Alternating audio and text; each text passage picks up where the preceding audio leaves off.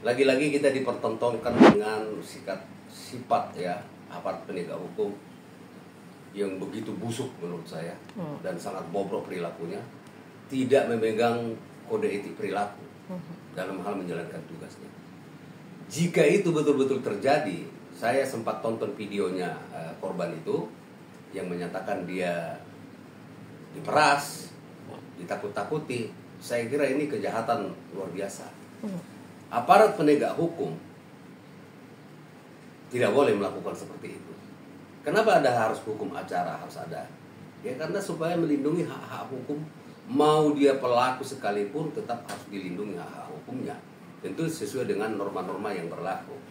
Nah, saya melihat menonton video itu ya. Lagi-lagi kita dipertontonkan dengan perilaku yang sangat buruk dan barbar menurut saya.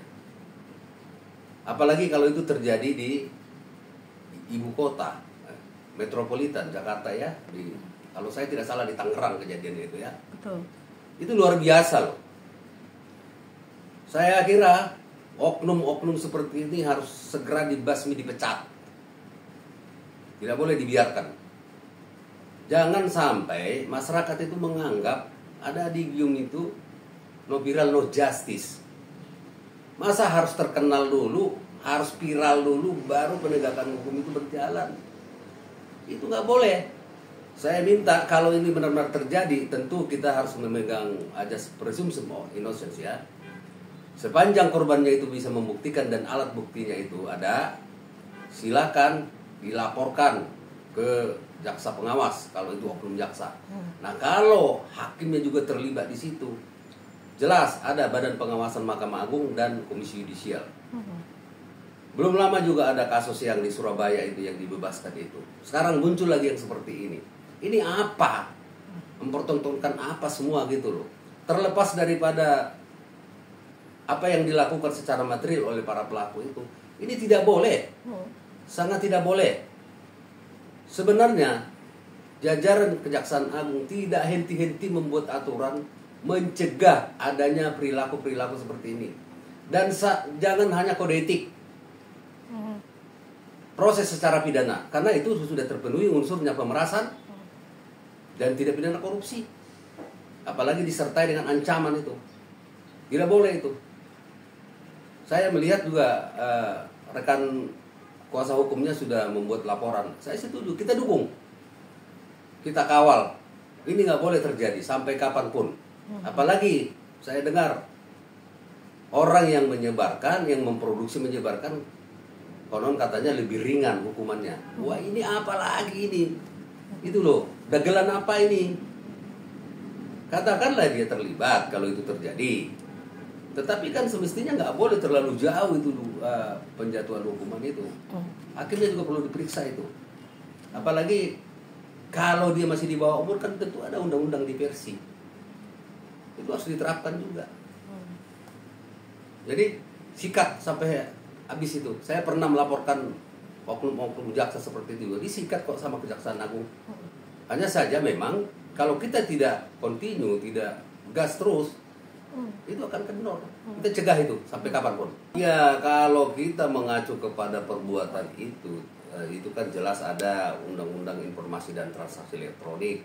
Siapa yang membuat berita bohong, ya kan? Terus ada Undang-Undang Pornografi, porno aksi kan ada di situ, aturannya semua itu. Tinggal dilihat siapa yang melakukan apa, siapa yang bertindak apa, dan siapa yang bertanggung jawab apa, kan gitu. Nah kalau mens reanya sudah muncul dari awal, katakanlah si A punya niat untuk membuat penjebakan, bisa jadi ada kepentingan lain di situ, merusak reputasi seseorang oleh karena kepentingan jabatan atau bisnis, bisa terjadi juga hal-hal seperti itu. Nah disinilah harusnya teman-teman penegak hukum harus jeli gitu loh. Bagaimana sih prosesnya bisa terjadi? Mens reanya seperti apa? Siapa yang punya rencana jahat? Dan siapa pula yang menyebarkan itu? Nah, kalau sifatnya pribadi terus disebarkan, yang menyebarkan yang kena. Itu menurut yang saya tahu ya. Jangan dibalik-balik. Ya memang katakanlah sama-sama melakukan. Tetapi yang paling parah kan siapa yang menyebarkan itu. Dia mengupload di media sosial atau di media apapun itu. Harusnya tentunya dia yang lebih bertanggung jawab. Ya, jadi makanya aparat penegak hukum baik Polri, Kejaksaan, Pengadilan harus betul-betul peka. Ini kan sistem peradilan kita ini lagi disorot oleh masyarakat luas ini.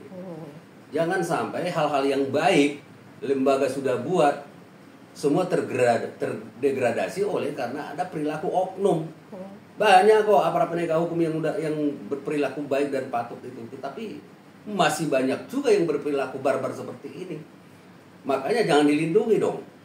Jangan dikit-dikit tidak ditemukan kesalahan, nggak boleh, ungkap transparan supaya masyarakat juga bisa tahu itu. Nah, Bang, yang tadi aku sempat tanyakan pasal berapa sih Bang harusnya kalau yang menyebarkan segala macam? Yang menyebarkan itu saya kalau nggak salah ini pasal di Undang-Undang Transaksi Elektronik itu pasal 27 atau 28 itu ada itu. Okay. Ya. Berarti harusnya dikenakan masa hukuman yang jauh lebih berat dong Bang, harusnya daripada korban ini bisa dibilang seperti itu. Pastinya kalau kita bicara kerangka hukum ya, penegakan hukum. Okay. Makanya siapa yang melakukan, siapa yang punya niat, siapa yang mengupload, harusnya dari situ dulu dong ditelusuri, bukan dibalik-balik. Nah, jangan-jangan di belakang itu ada korban kan gitu, kita nggak paham nih. Nah, makanya jangan sembarang, apalagi kalau dia masih di bawah umur. Nggak boleh, harus dipahami undang-undang sistem perlindungan anak itu kan ada, sistem peradilan anak ada itu. Itu. Jadi kalau asal-asalan serampangan membuat itu, aduh, sampai kapan bos yang begini-begini terjadi? Ingat ini ya, dunia peradilan kita sedang disorot. Banyak sekali kejanggalan-kejanggalan masa lalu maupun sekarang. Hari gini bos, berubahlah. Jangan seperti itu. Dan pemerintah juga jangan diam aja. Saya melihat ada beberapa hal kenapa sering terjadi macam pemerasan tidak profesional. Satu, adanya hukuman yang sangat ringan. Adanya ajas permakluman. Itu. Yang kedua, anggaran yang tidak mencukupi. Coba Anda tanya, ada anggarannya nggak cukup nggak? Kan memeriksa orang, manggil orang itu butuh biaya. Pemerintah juga jangan diam aja. Udah carut marut seperti ini, sampai kapan mau kita biarin? Itu loh.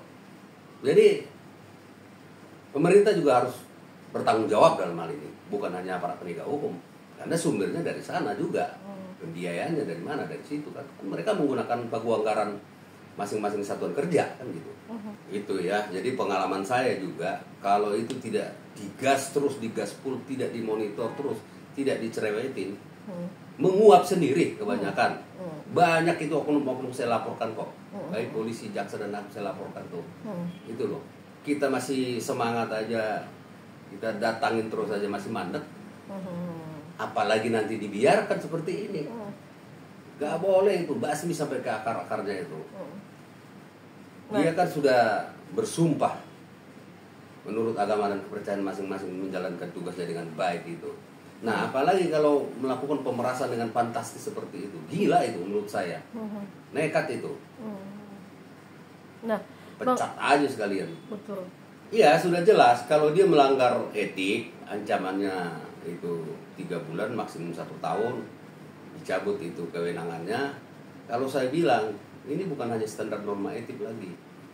Ini sudah unsur pidana, ada pemerasan di situ. Kalau sudah ada pemerasan, harus diproses secara pidana supaya ada efek jerak. Supaya yang lain juga tidak berani melakukan itu. Gitu loh. Banyak kok jaksa-jaksa yang baik, kok banyak hakim yang baik, polisi yang baik, banyak. Itu loh. Ini nggak boleh dibiarkan ini. Nah, nanti ini menguap sendiri. Percaya sama saya deh, menguap sendiri kalau nggak dimonitor terus. Silakan dimonitor itu sampai kapan itu seperti apa. Apalagi kan korbannya saya tonton videonya itu benar-benar marah sekali dia dengan keadaan itu gitu loh. Sudah didampingi penasihat hukumnya aja masih digituin, apalagi tidak. Berarti kan banyak selama ini perkara-perkara yang dilakukan seperti itu. Namun tidak terungkap karena nggak semua orang berani untuk berbicara. Apa yang dialami kebanyakan diam karena apa? Takut berhadapan dengan hukum. Itu loh. Karena kesadaran hukum kita ini juga baru hanya lip service aja. Saya kira begitu. Tindak tegas sampai ke akar-akarnya itu. Nah, itulah buruknya itu ya, sistem pekaderan dalam hal di kejaksaan mungkin seperti itu. Ya karena apa? Ada ajas permakluman. Kalau benar dia udah melakukan tindakan berulang-ulang yang nuansanya pemerasan, yang begini-begini harusnya sudah menjadi dari pimpinan itu udah harus benar-benar menjadi pusat perhatian. Jangan dikasih jabatan lagi. Kalau saya lihat ini udah candu kalau begitu, kalau lebih dari 3 kali. Udah candu dia, udah terbiasa. Kalau nggak begitu mungkin nggak senang hatinya. Dan kenapa dibiarkan? Kenapa masih dikasih jabatan kalau memang itu terjadi? Banyak kok jaksa-jaksa yang steril itu. Kasih jabatan lah, kasih kesempatan mereka. Jangan dipiara yang memang berperilaku buruk seperti ini. Gak bisa itu. Jangan itu sumpah itu hanya basa-basi. Gak boleh itu. Copot yang begitu-begitu kalau ada berperilaku, apalagi tidak melayani masyarakat dengan baik, copot itu.